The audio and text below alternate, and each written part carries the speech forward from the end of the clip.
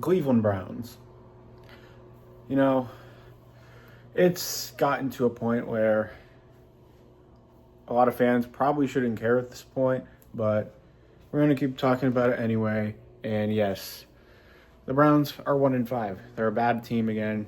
Not too surprising, but the way they've looked, the way the players are addressing the media, it's pretty bleak right now, and I'm not sure what's going to change.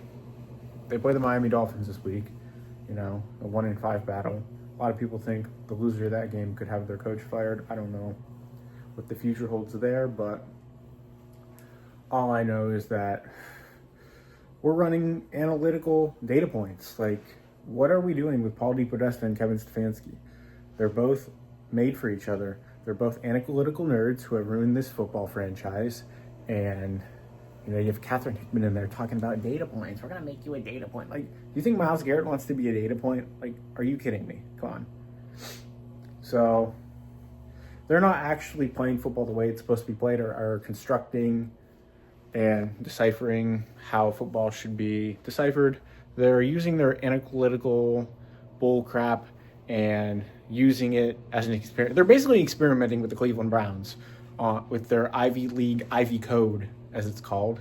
Shout out El Presador for figuring that out 3 years ago. And it seems like everybody else is now finally clinging on to it, knowing that the real issue in Cleveland lies along the Ivy League nerds such as Kevin Stefanski and Paul DePodesta. Andrew Berry's had his fair share of mistakes, but he's the least of the problems right now. And if he got another year, it'd be whatever. But those two need to be fired immediately, and especially if they lose to Miami, they're gone. Well, Stefanski is. I don't know about DePodesta because he has Jimmy Haslam on strings for some reason, and we haven't scored 20 points in 10 straight games or 12 straight. I don't even know what it is at this point. And they couldn't score 20 points consistently last year either. And people want to talk about how Kevin Stefanski is an offensive genius when his rudimentary high school offensive schemes are 10 to 15, 20-yard boxes that nobody wants to play in. You notice how Baker Mayfield, the way he acted in Cleveland, it just seemed like he was disinterested. And they made him play through a bad shoulder injury. So the management there was terrible, and it just seemed like he was disinterested in playing for Kevin Stefanski. Same with Odell Beckham Jr. He had tension with Baker, but Baker wasn't his main problem. It was Kevin Stefanski. They actually met at a meeting, I believe, after OBJ left the Browns. He went to the Rams, after the season. And it just felt awkward between him and Kevin Stefanski. So, and look at Stephon Diggs. He demanded to be traded by the Minnesota Vikings due to Kevin Stefanski's high schoolish scheme. So, yeah, I think we know where the problem lies there, and I'm not sure if it's going to get any better. I know the Dolphins don't play very good defense. Tua has an issue playing on the road at times, but if the Browns can't win on Sunday against the Dolphins at home, it's got to be done. You got to get Kevin Stefanski out of there, and preferably Paul DePodesta as well, but, he has everybody on strings there, so I'm not counting on it right now, but we need football guys in there. We got to quit this analytical bullcrap. Another team that loves to use analytics is the Baltimore Ravens. And the Ravens have had some success, But no, they haven't made a run in the playoffs. They made one AFC championship game. They lost. It was at home as well. They haven't made a Super Bowl since Lamar Jackson. He's won 2 MVPs. They're 1-5 this season. Yeah.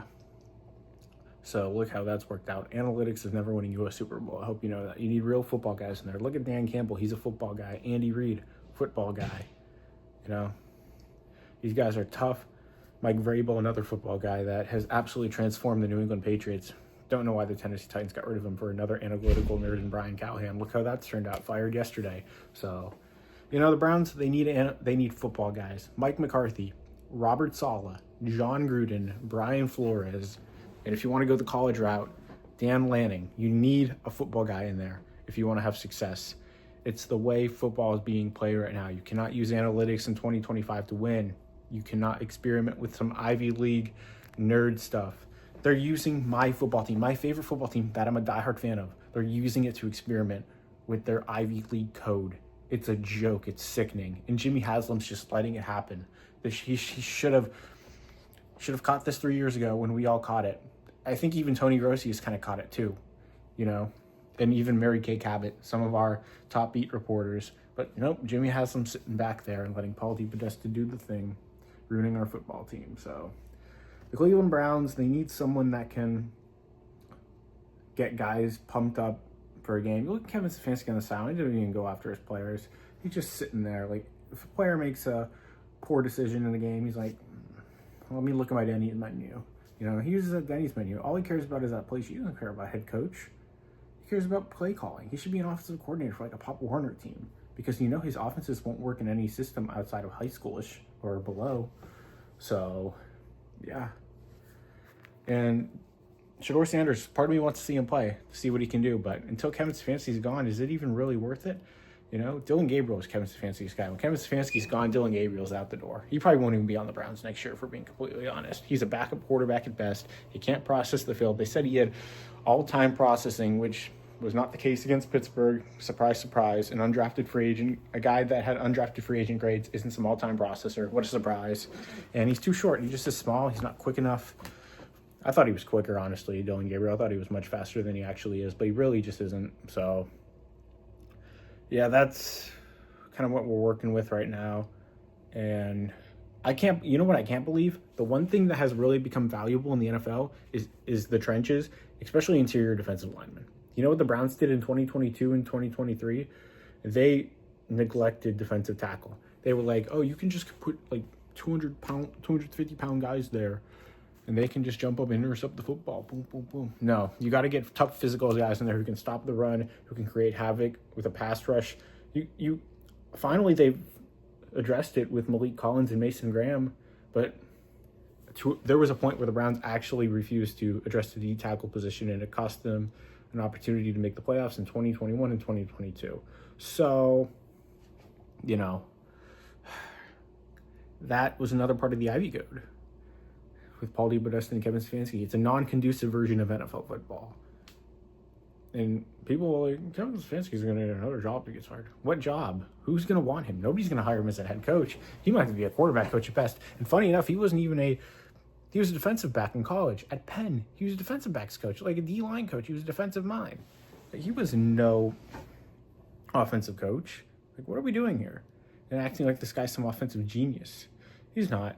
He's a puppet to Paul DePodesta, and Paul DePodesta might be getting ready to throw Kevin Stefanski under the bus to save his job and put Jimmy Haslam on strings once again. So, you know, that's kind of what we're doing right now with the Cleveland Browns, and got to get football guys in there.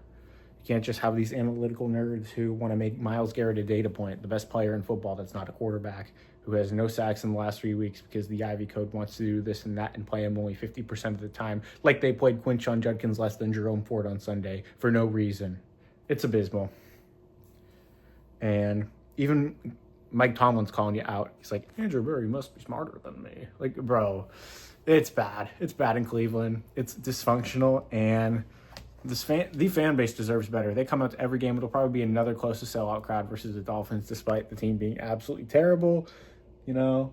So the Cleveland Browns, until they get a football guy in there, and they get rid of Paul DePodesta, it's going to be the same thing.